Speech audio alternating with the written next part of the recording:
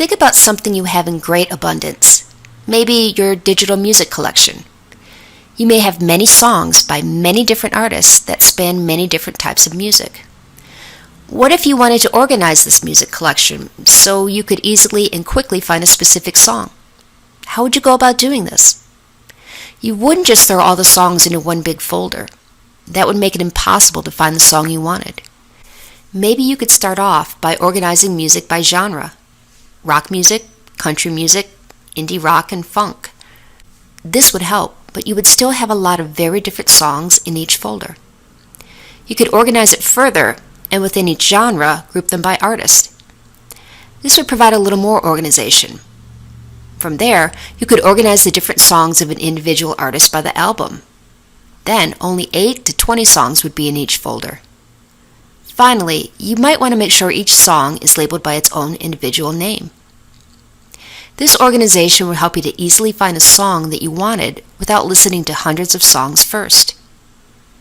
Scientists classify all living things in a similar manner. They're organized into different groups based on similarities between their lineage, physiology, and genetic makeup.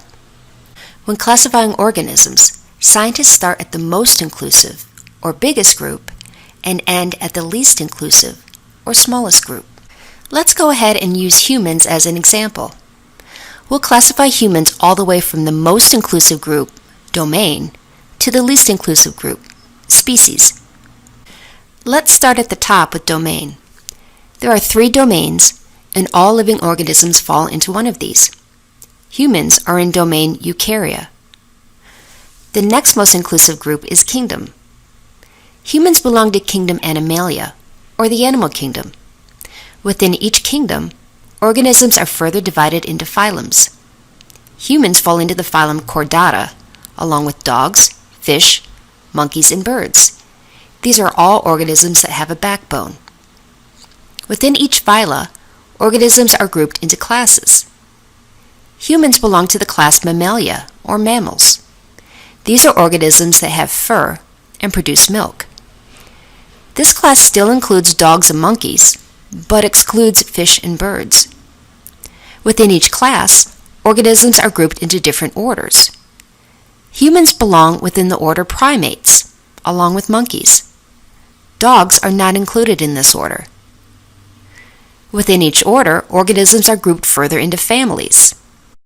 Humans belong to the family called Hominidae. The great apes, including chimpanzees, gorillas, and orangutans, are also included in this family, but other monkeys are not. Within each family, organisms are grouped into a genus category. Humans are within the genus Homo.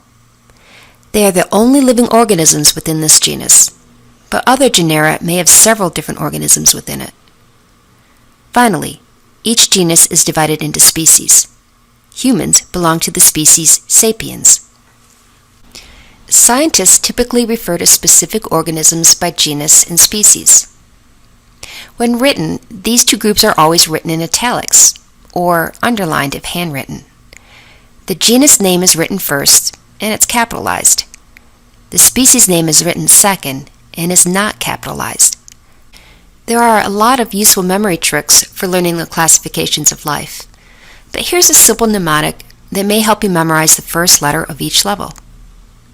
Dear King Peter came over for good soup.